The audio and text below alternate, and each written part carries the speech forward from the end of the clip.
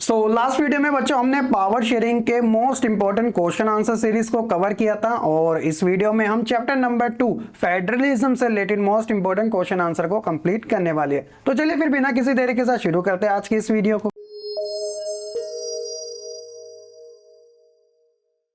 Question number first, name any two countries in the west having federal form of government. अब west के बारे में यानी कि वेस्टर्न के बारे में पूछा जा रहा है। यूएसए एंड कनाडा ऐसी कंट्रीज है यहां पर हमें फेडरल गवर्नमेंट देखने को मिलती है। Second question, what are residuary subjects who can make on law these subject. तो देखिए बेसिकली क्या था, जो हमारे कॉन्स्टिट्यूशन असेंबली के जो मेंबर थे उन्हें पता था कि फ्यूचर के अंदर ऐसे बहुत सारी टेक्नोलॉजी डेवलप होएगी।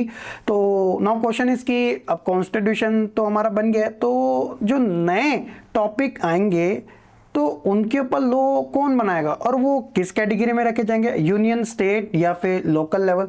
तो इसका सारा जो आंसर था वो उसी टाइम लिख दिया गया था, वो था the residuary subject are the subject that are not include any list, चाहे वो यूनियन की बात हो या फिर स्टेट की बात हो या फिर लोकल की, तो ये रेसिड्यूरी सब्जेक्ट होते हैं। तो यूनियन गवर्नमेंट के पास पावर दी गई थी लेजिस्लेट ऑन रेसिड्यूरी सब्जेक्ट, यानी कि उसके ऊपर वो कानून बना सकती है।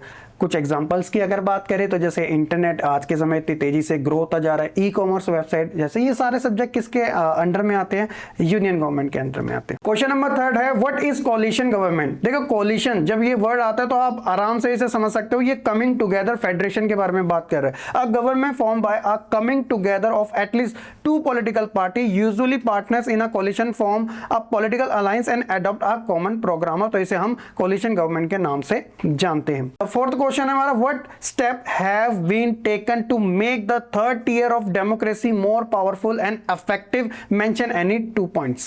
So let's see, it is constitutionally mandatory to hold regular election to local government bodies. हमारे इंडिया के पॉइंट ऑफ व्यू से अगर बात की जाए तो 1990 से पहले क्या होता था कि जो लोकल लेवल की गवर्नमेंट थी जिसे हम 3 टियर का नाम देते हैं, उसमें इलेक्शन कंडक्ट नहीं करवाए जाते थे, उसे स्टेट की बॉडी के अंडर में ही रखा जाता था। देन 1990 के बाद से क्या हुआ कि वहां पे रेगुलर इलेक्शन कंडक्ट होने लगे और उसे स्टेट से अलग कर दिया गया, यानी कि सेंट्रल से पावर लेके स्टेट को दी गई और स्टेट से पावर लेके लोकल को दी गई।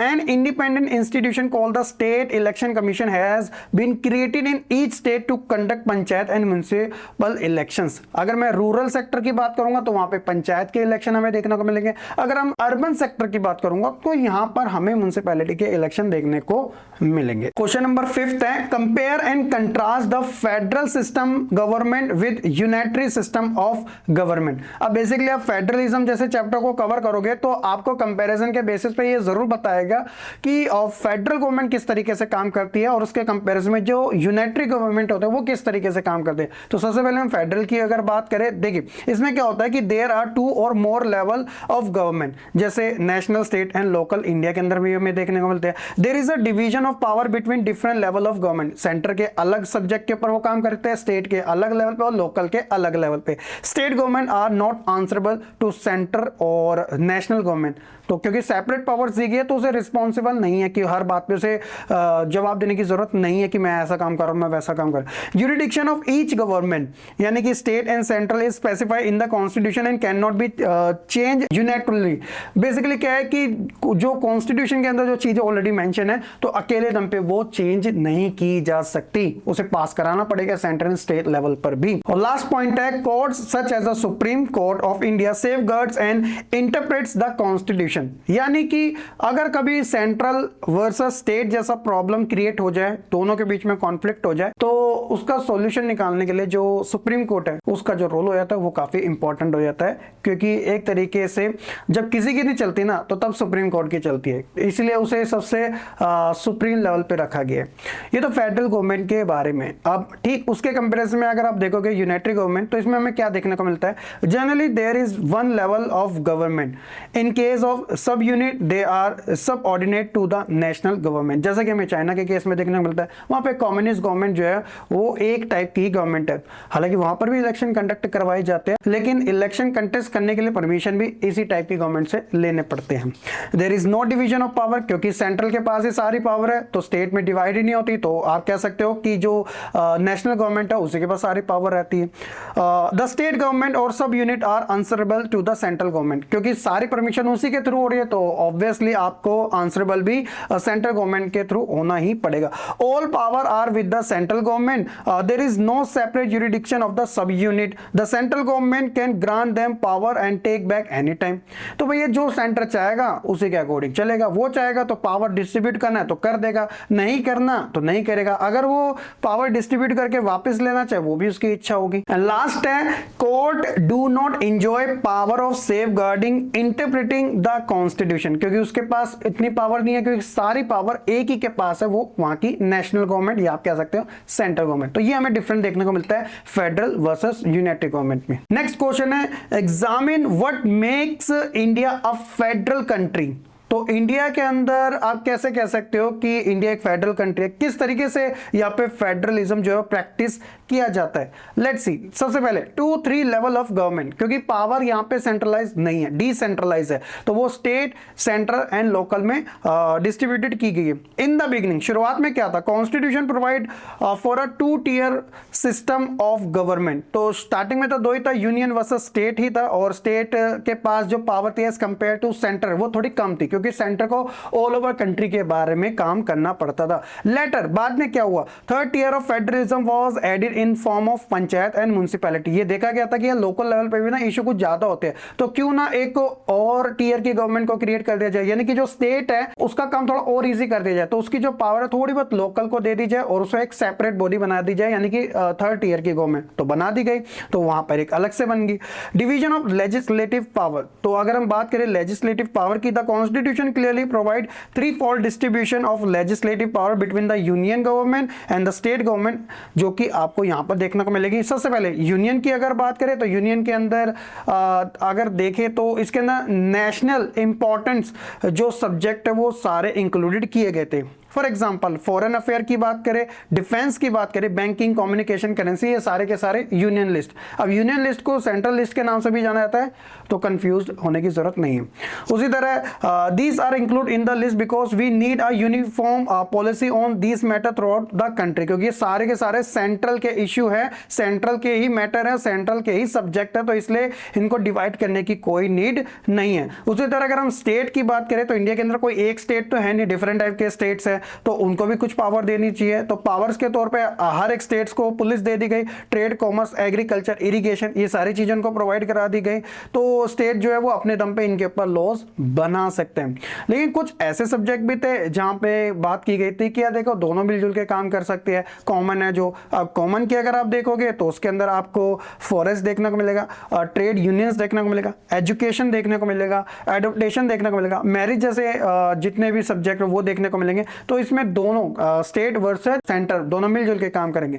अब नाउ क्वेश्चन इज कि कुछ ऐसे सब्जेक्ट भी थे जो कि उस टाइम अवेलेबल नहीं थे, उन्हें किस लिस्ट में रखा जाए, तो बाकी बचे जो सब्जेक्ट उन्हें रेसिडरी पावर्स के अंदर काउंट किया गया, यानी कि जो फ्यूचर में एक तरीके से डेवलप होने थे। तो आज के समय आप देखोगे टेक्नोलॉजी इतनी तेजी से ग्रो पाती जा रही है, चैट जीपीटी जैसा ऑप्शन हमारे पास आ चुका है, एआई आ चुकी है, तो टेक्नोलॉजी तो रुकने का नाम ही नहीं ले रही। तो ये सारी की सारी चीजों का कंट्रोल जो है वो रेसिडरी सब्जेक्ट में लिखा गया है, और इनको बोला गया कि इसके ऊपर जो लॉज है वो यूनियन गवर्नमेंट बना सकते हैं। सिंपल सी बात है, that's it. Question number 7, explain any 5 feature of Panchayati Raj system, या फिर डिफरेंट बिटवीन ग्राम सभा एंड ग्राम पंचायत के बारे में। तो देखा जाए रूरल लोकल गवर्नमेंट जो कि काफी फेमस है, उसे पंचायती राज के नाम से ही जाना जाता है। तो इसको हम 3 टियर में कवर करते हैं। सबसे पहले हम बात करते हैं पंचायत की। तो there is a panchayat in each village और ग्रुप ऑफ विलेज, तो हर एक विलेज के अंदर आपको हर एक पंचायत देखने को मिलती है।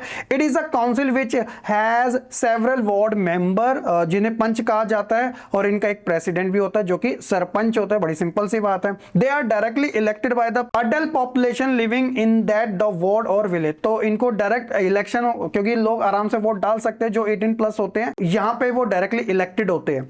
Panchayat is a decision making body for entire village, क्योंकि काम डेवलपमेंट का होगा तो इसलिए वो एक डिसीजन मेकिंग बॉडी होती है। It works under the overall supervision composition of Gram Sabha. तो सेकंड नंबर पे हम बात करते हैं पंचायत समिति की, जिसे हम ब्लॉक या मंडल के नाम से भी जाना जाता है। इसमें क्या होता है, a few gram panchayat are group together to form panchayat samiti, जिसे ब्लॉक या मंडल के नाम से जाना जाता है। इसके जो मेंबर होते हैं वो इलेक्ट किए जाते हैं हर एक एरिया से, जो कि पंचायत के अंदर होता है, और ये आगे चल के सबसे बड़े लेवल पे काम करते हैं, जो कि होता है जिला परिषद। तो ऑल द पंचायत समिति और मंडल इन अ डिस्ट्रिक्ट कॉन्स्टिट्यूट जिला परिषद whose member are elected member of Lok Sabha and MLAs of that district or some other official of the district level body are also its member। तो जिला के अंदर आपको वो भी मेंबर देखने को मिलेंगे, और जिनके अंडर में वो जिला आता है, यानी कि जो डिस्ट्रिक्ट आता है, तो वहां का जो एमपी होता है मेंबर ऑफ पार्लियामेंट, और MLA member of legislative assembly, वो भी जिला परिषद के एक तरीके से मेंबर ही होते हैं। और जिला परिषद का जो चेयरपर्सन होता है वो पॉलिटिकल हेड कहलाया जाता है। बड़ी सिंपल सी चीज है, ये इस लेवल पे ये तीनों काम करते हैं। क्वेश्चन नंबर 8 है, which are the local bodies in urban areas, what is their composition. तो अर्बन एरिया के अंदर हमें म्युनिसिपैलिटीज एंड म्युनिसिपल कॉर्पोरेशन देखने को मिलता है। The local bodies in urban areas are municipality और municipal committee in towns, municipal corporation in big city. क्योंकि पॉपुलेशन काफी ज्यादा मैटर करती है। अगर बड़ा पॉपुलेशन वाला आपको सिटी देखने को मिल रहा है, तो कहीं ना कहीं वहां पे म्युनिसिपल कॉर्पोरेशन काम करेगी, और बाकी जो टाउन्स होते हैं जहां पे ना ही पॉपुलेशन इतनी ज्यादा होती है ना ही इतनी कम होती है, तो वहां पे म्युनिसिपल कम्युनिटी ही काम आ जाती है। The member of municipal community और municipal corporation are also elected by the people, यानी कि डायरेक्ट तरीके से यहां पर भी हमें इलेक्शन देखने को मिलते हैं। एंड जो म्युनिसिपल चेयरपर्सन होता है वो पॉलिटिकल हेड होता है म्युनिसिपल कमेटी का, और इसको मेयर के नाम से जाना जाता है। क्वेश्चन नंबर 9 है, what are the 5 main features of federalism. तो देखिए, नंबर 1, देयर आर 2 और मोर लेवल ऑफ गवर्नमेंट, जैसा कि हमने बात करी थी, यहाँ पे एक से ज्यादा गवर्नमेंट आपको देखने को मिलते हैं। Different year of government govern the same citizen but each government have power independent of other. जैसे अगर मैं दिल्ली में रहता हूँ और दिल्ली इंडिया का ही पार्ट है, तो आप देखोगे कि सेंट्रल लेवल पे मैं एक तरीके का सिटीजन हो गया, तो मेरे पर रूल हो रहा है सेंट्रल गवर्नमेंट का, और स्टेट के अंदर यानी कि दिल्ली यूटी है, तो यहाँ पर भी आप एक देखोगे कि यहाँ पर भी मेरे पर रूल किया जा रहा है। तो स्टेट भी रूल कर रहा है और सेंटर भी रूल कर रहा है, लेकिन सिटीजन एक ही है। तो इस तरीके से हमें देखने को मिलता है। The fundamental provision of the constitution can not be change by the one level of government. अगर ऐसा होता तो यहाँ पे डिक्टेटरशिप जैसा माना जाता, तो काफी हार्ड माना जाता है। दैट्स अ रीजन कि हमारा जो कॉन्स्टिट्यूशन है वो एक तरीके से काफी फ्लेक्सिबल है, और समटाइम वो रिजिड भी हो जाता है, क्योंकि कुछ ऐसे प्रोविजन होते हैं जिन्हें अकेले दम पे चेंज कर पाना इम्पॉसिबल है। Judiciary prevent conflict between centre and regional government in the exercise of their powers. अगर समटाइम एक तरीके से स्टेट वर्सेस सेंटर कॉन्फ्लिक्ट हो जाता है, तो ऐसे में जो जुडिशरी है वो एक तरीके से अपना इंपॉर्टेंट रोल यहाँ पे प्ले करती है। और साथ ही ये भी कहा गया कि हर एक लेवल की गवर्नमेंट को अपने तरीके से जो टैक्सेस है वो इंपोज करने का फुल राइट्स दिया जाता है। जब आप कभी किसी रेस्टोरेंट में जाओगे ना,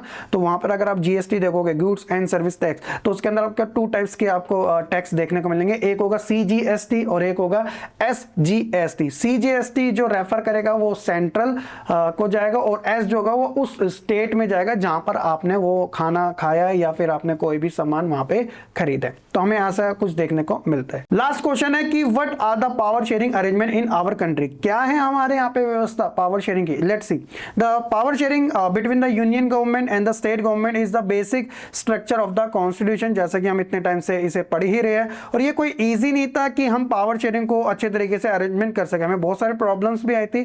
तो देखिए, आप मान सकते हो कि सबसे पहले तो हमें यही देखना था कि यार देखो, सेंटर के पास इतनी ज्यादा पावर है, तो क्या पता आने वाले टाइम में वो अपना मनमानी करके कोई भी चेंज करा। तो ऐसे में ये प्रोविजन डाल दिया गया कि अगर सेंटर भी चेंज करना चाहेगी ना, तो उसे बहुत सारे लेवल से गुजरना पड़ेगा। जैसे the parliament can not on its own change this arrangement. तो अगर वो कोई भी अमेंडमेंट करना चाहते हो अकेले दम पे नहीं कर सकते। Any change to it has to be first pass by the both houses, Lok Sabha versus Rajya Sabha, and 2/3 majority states की। यानी कि अगर आप देखोगे, आपको लोकसभा राज्यसभा के अंदर 2/3 मेजॉरिटी के साथ उसको पास भी करवाना है, और सबसे इंपॉर्टेंट है half of the total state. यानी कि अगर सपोज दैट कि आज के समय 28 स्टेट है, तो 14 स्टेट से आपको परमिशन भी लेनी पड़ेगी उसका, एक तरीके से कि वो आपसे एग्री हो कि जो आप चेंज कर रहे हो बिल्कुल आप ठीक कर रहे हो। सो दैट्स अ रीजन, वही बात आती कि कॉन्स्टिट्यूशन हमारा फ्लेक्सिबल भी है और रिजिड भी है। तो कुछ ऐसे लॉज होते हैं जो कि लोकसभा में पास हो जाते हैं, देन राज्यसभा में फेल हो जाते हैं, फिर दोबारा से लाए जाते हैं।